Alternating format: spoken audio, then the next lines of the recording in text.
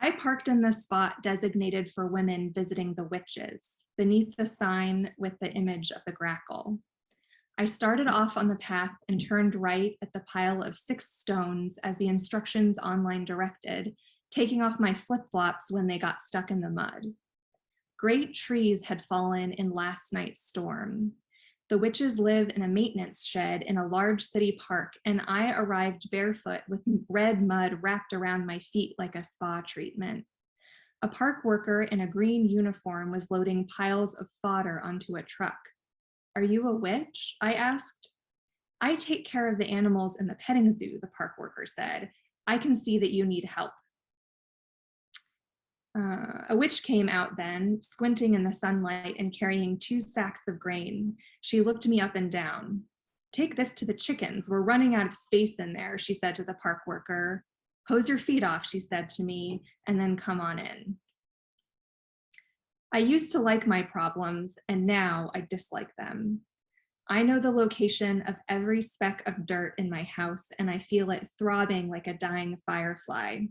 I feel the reproach of my leftovers sitting in styrofoam. Last night's storm snapped old live oaks, flooded the Trinity River, and downed power lines. In some storms, I have felt enveloped by the supercell, soothed by the thunder. In some storms, I have felt electrified, communicative, and rational like a math problem. In this storm, which lasted all night and got the tornado warnings whining, I felt snapped, flooded, and downed. My dog Rhubarb hopped into the bathtub and looked at me reproachfully when I came for her. I sat on the cold tiles, chilled by the air conditioning, counting how many miles away the storm was by counting the seconds between lightning strikes and thunderclaps. It receded, approached again, backed off, and came nearer, crashing over me again and again like an ocean. It was slaying me. I am slain. I went to the witches so they could reorganize my emotions. "Stop getting pedicures," said one witch. "How can anything escape your body? You're suffocating it. Paint your fingernails black and don't let them chip. Then leave your toenails clean. Have a seat." I sat on a wicker stool. It was a large maintenance shed. I wondered if the witches were sisters or married or just business partners. Both were in their 40s, I thought, tall, slim, with pale blonde hair and black nail polish. The one who spoke to me had dark brown eyes encircled by smoldering eyeliner. The other had blue eyes and seemed sleepy. "What's your name and when were you born?" asked the sleepy witch. "My name is Carnation and I was born October 26, 1986. The dark-eyed witch stiffened. "Carnation, honey, listen. If you want your children to have ordinary problems, give them ordinary names. If you want your children to have rare, complicated problems, name them something rare. Which is better?" The light-eyed witch shook her head. "But carnations are such common, cheap flowers," she said. "What I want to know is, are you a red carnation, a pink carnation, or a white carnation?" I always liked the ones that are dyed different colors, like blue and green. The witches looked at me in disgust. "What about good things?" I asked. "How do you name your child if you want her to have rare, good emotions?" "Carnation, sweetie," the dark-eyed witch said. "Good things are hard to control. It's easier to prevent bad things. Good things are more like accidents or noise." "Carnation, darling, why did you come to us?" said the light-eyed witch. "You were not here to ask for good things. You were here because of a problem." I told them I felt snapped, flooded, and downed. I feel full of sugar like a hangover.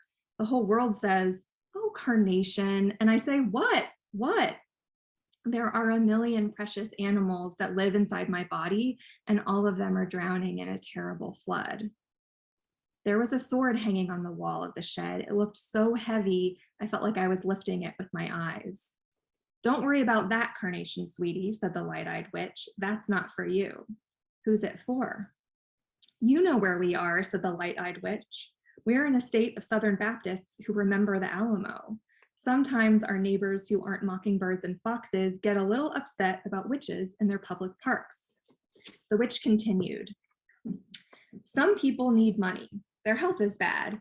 They need someone to realize they would be perfect together. They need custody of their children. Their car is broken. Their cat ran away. Their son is struggling in school and has stopped speaking to them. Their partner is abusive. Their family back home is suffering. You are neither sick nor mentally ill, and yet you are in distress. Something inside of you is incorrect, and yet you are listening to it.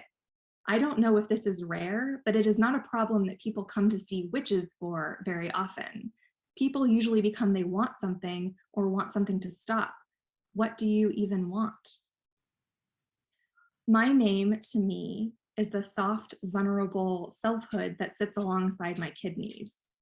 Rhubarb, do you have rare canine problems? Wolves, coyotes, dingoes without names must not have problems at all besides finding food and a mate. Are names problems that humans give to the animals that they love? When I got home, Rhubarb smelled my bag carefully. She stopped her tail mid-wag, sat without my telling her to, and waited. Let's go outside, Rhubarbie, I sang to her, and she followed me out. While she sniffed around the yard, I snuck back in and locked the door. She can open the door if it's unlocked. In the bathroom, I took the vial of magic mold that the witches had given me out of my bag. They told me that I was weak and it would give me strength. I want the world to be all birds' nests and pebbles. That's impossible. There are conference rooms, cruise ships, and concrete. That ivy isn't native and it's undermining the building's structure. The opposite of snapped is straight and whole and tall. The opposite of flooded is dry. The opposite of downed is lifted, carried, and sailing. If our world is the cheese, that's a dog, Molly. So this is my last sentence. If our world is the cheese, the magic mold is the partly cloudy sky.